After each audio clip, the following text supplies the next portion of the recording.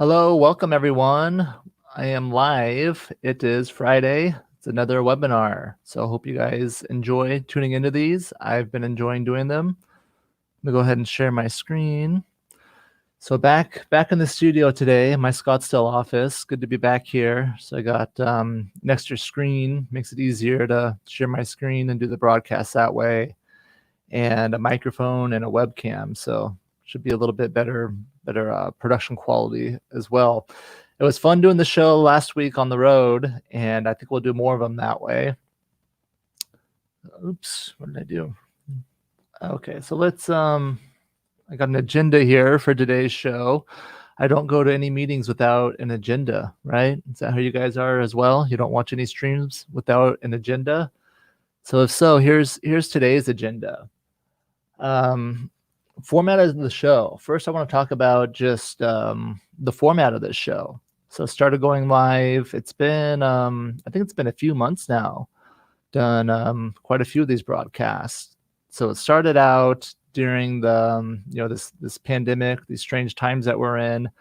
I wanted a way that I could, connect, a way to reach out to the community and to be a voice to discuss whatever people want to talk about, to offer the time where I can help as an attorney. So yeah, that's what I've been doing with the show. We're going live with myself or other members of the firm. What I want to start doing is bringing guests onto the show.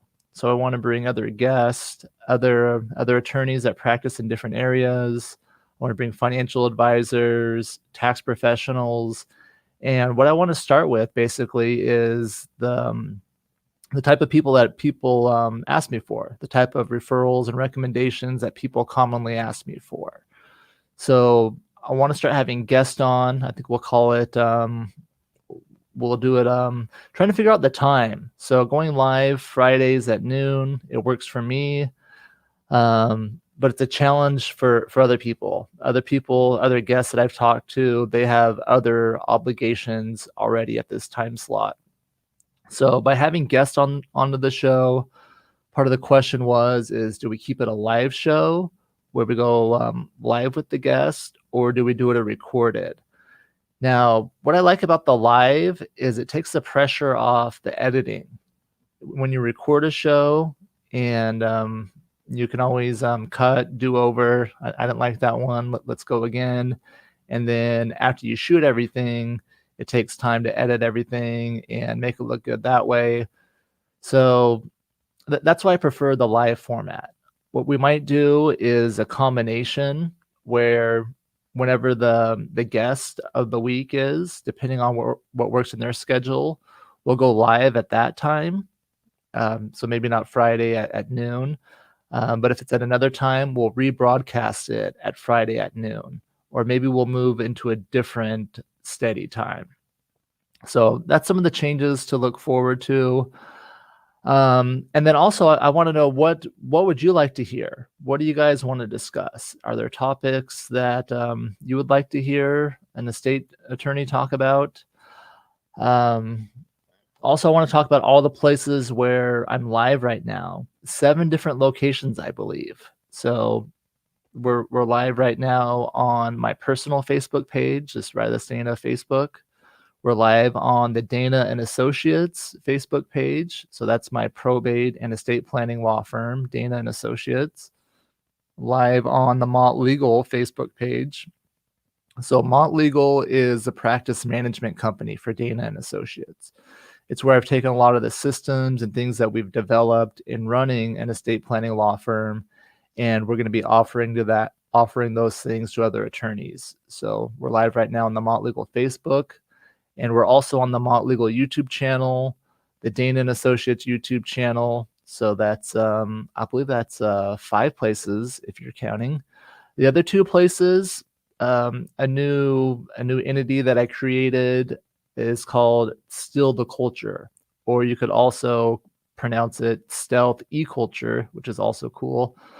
But what this is, this channel, this is a place to get more political, the Still the Culture page. So this is where I want to create a show on that channel where I can bring a panel of of other just neighbors is how I look at it, other people in the community from different businesses, different backgrounds, and we can discuss issues that we're facing as a community and have a conversation where it's not controlled by a narrative or not offering anything.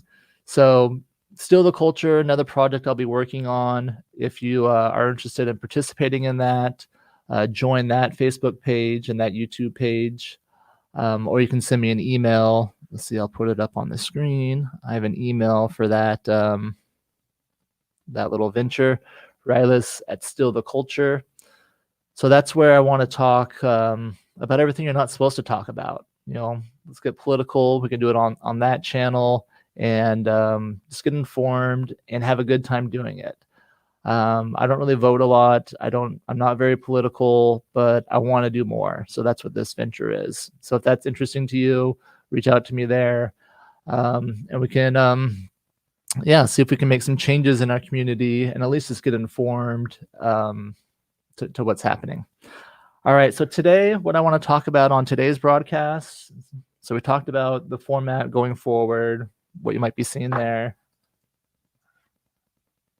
And then if anyone has comments during this broadcast, anything you'd like to hear us talk about, feel free to leave a comment, and we can even invite guests on too. So if you want to join the live stream, I can shoot you a link and you can come on to ask your question.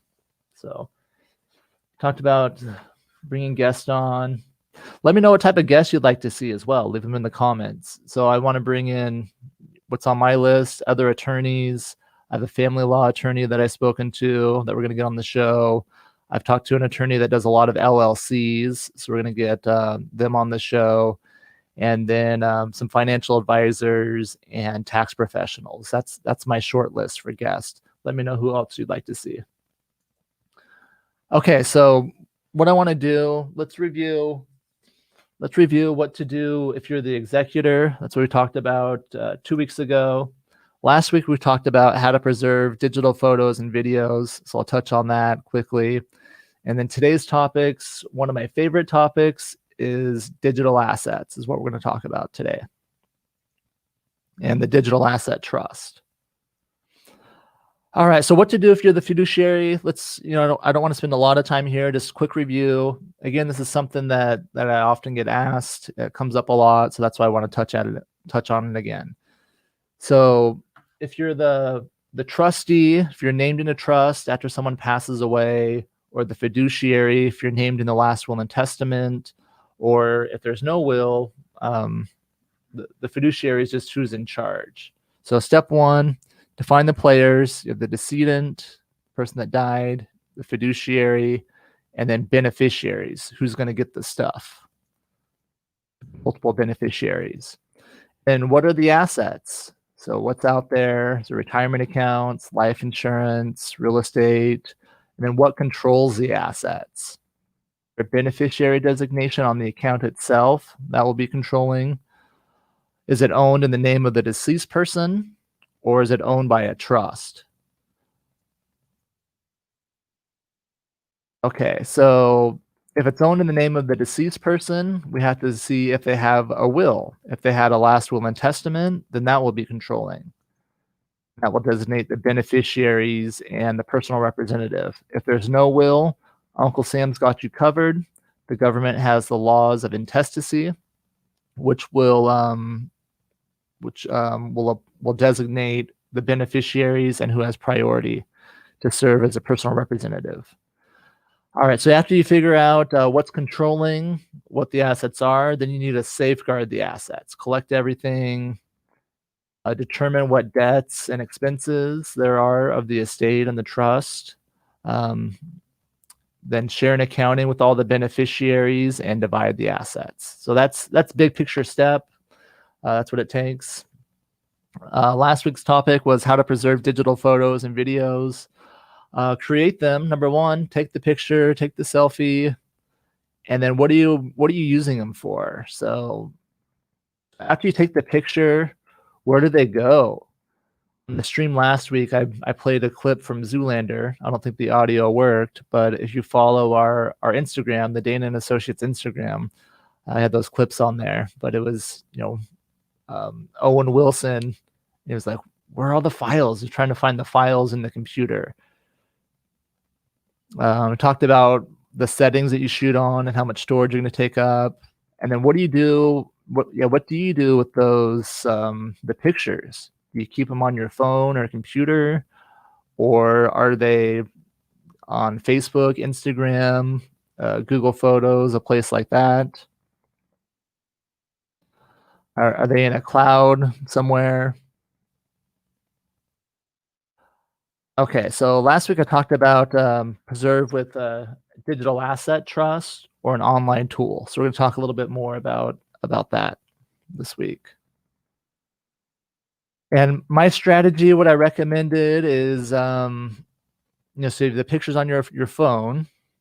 What I do, I pay for more cloud storage, so I can use the Apple Cloud, and then I try to minimize what's on my phone by uploading things to YouTube for longer videos. My digital camera, same thing. I'll put it either to YouTube, and some pictures I'll end up saving in my camera roll on my phone because I want to have them available there, or I'll put them on a hard drive. And then that hard drive, I keep it in a safety deposit box, which is owned by my revocable trust. And I have I have the hard drives in there and other disks. Digital asset trust. This is a short definition. It directs iCloud, YouTube, and Google Drive copied to your children. Okay, so let's start with what are digital assets. So what are digital assets? So this is Chapter 13. This is the Arizona law. So the Revised Uniform Fiduciary Access to Digital Asset Act. So this was the act that was made into law. It was 2016 in Arizona when they made it law. It became law in 2017 in California, and I believe at least 49 states have now passed this. I think it's just Pennsylvania holding out. So the way they define digital assets means an electronic record in which an individual has a right or interest. Digital asset does not include an underlying asset or liability unless the asset or liability itself is itself an electronic record. A little bit circular there. So digital asset, electronic record, which an individual has a right or interest in. Account, so I would think, so this is number 10 is where it appears in the Arizona or in the Digital Asset Act.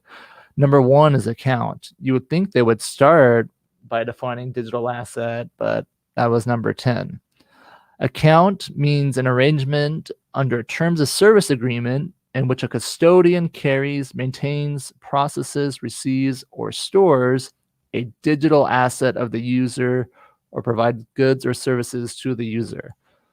All right, what does all that mean? So digital assets, the photos and videos on your phone, those are digital assets.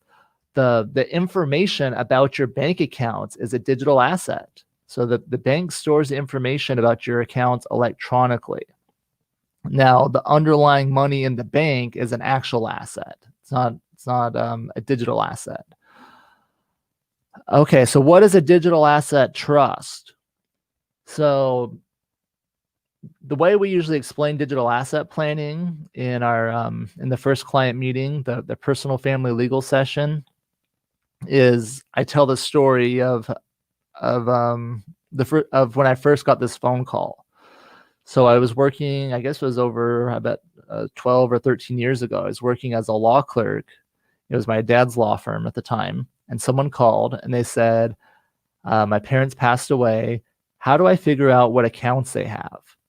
Now, when I first got that call, I was like, that is a good question. Let me go talk to the attorneys and paralegals and see how we can help you. Now, the answer back then was to look in the mail, look around the house for bank statements, see what you can find on paper and physical records of that account. Now, fast forward today, The problem, a lot of information is not stored on paper. It's stored electronically. So how do we transfer that information?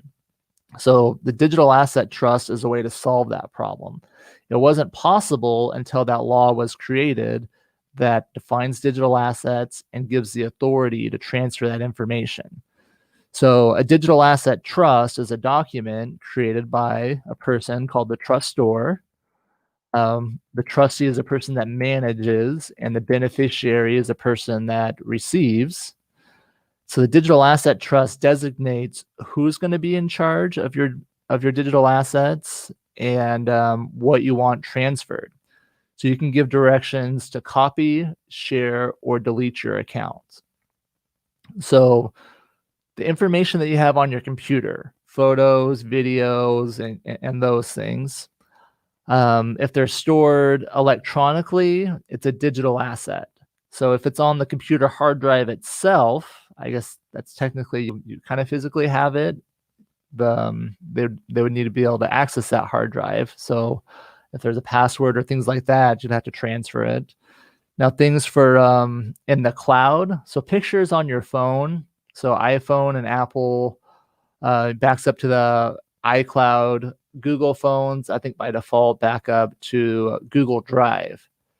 So usually there's an option where you can have things from your phone that are actually stored, somewhere in a cloud. So the digital asset trust is where you give instructions on what you want to have happen.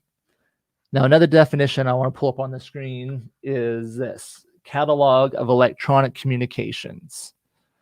So this is the magic phrase that we use for your email in the digital asset trust. So what we recommend is that you give your successor trustee the ability to access the catalog of electronic communications from your email.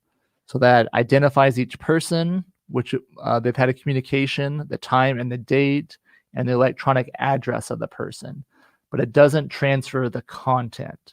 So what we're trying to do with the email is I want to give just the limited amount of access, just the smallest amount necessary, so that the successor trustee can see if there's any bank accounts or any bills that were going to your email, just to get information about those accounts. They don't need to read every email you ever sent or everything you ever received. That's not necessary. And it could be problematic if you try to give full power over your email like that. I don't know if these tech companies are going to want to follow that instruction. The Digital Asset Act, it says that if the request is too broad, they can require a court order. So my strategy, the Mott legal strategy, is we want to transfer just the important information, and we want to avoid the need for court orders. So that's why we just give that limited access to the email. So digital asset planning, like I said, it's one of my favorite topics. It's estate planning. It's important to pass your stuff, your real estate, bank accounts, those things.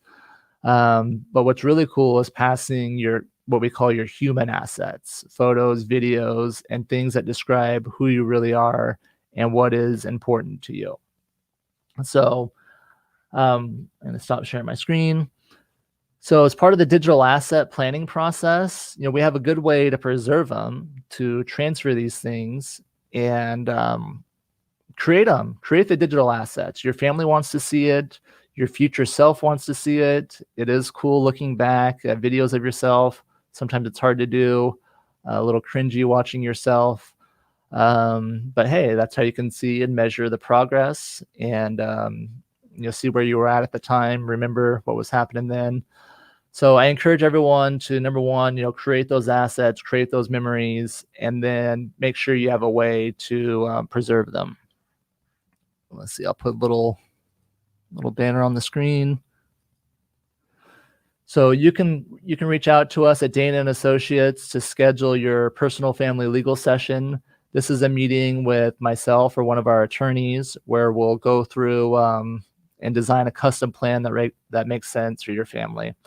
And we'll quote you a flat fee for what the right plan is towards the middle of that meeting, and we can start designing the plan towards the end of the meeting. Total time to get your plan done is about 6 to 8 weeks. We find that that's just the optimum time, so everything kind of sticks in, and you have time to digest everything and make sure that it's done properly. And then we also give you some instructions after all the documents are signed. That's so the total time, I'm counting that very final meeting, which usually happens a week or two after you receive your original documents. And we'll go through how to update your bank accounts and to change the ownership of or to change the beneficiary designations of life insurance and retirement accounts so that your family is protected and your plan works the way that you want it to. So thanks everyone for tuning in another week. Let us know other topics that you'd like to hear about. Let us know guests that you'd like to have on the show. And everyone, take care. Let's see, we got a comment in here. So Objective Well said it sparked some ideas. We'll show it on there. New concept sparked some ideas to share with your clients. Great. So glad caught your interest on the digital asset planning. We are seeing this come up where people, they didn't think about the issue. Recently, we had someone, it was a younger beneficiary or a younger person in their 20s that passed away, and their parents were wondering how they can access all the videos and pictures on their phone. Unfortunately, there was no digital asset trust set in play for this person, and so that information is probably most likely lost. So that's why it's so important to be looking ahead and preserving these memories. So everyone, yeah, thanks for tuning in. We'll see you next week. So maybe come in at a different time and look for some different guests to be on the show. All right, take care, everyone.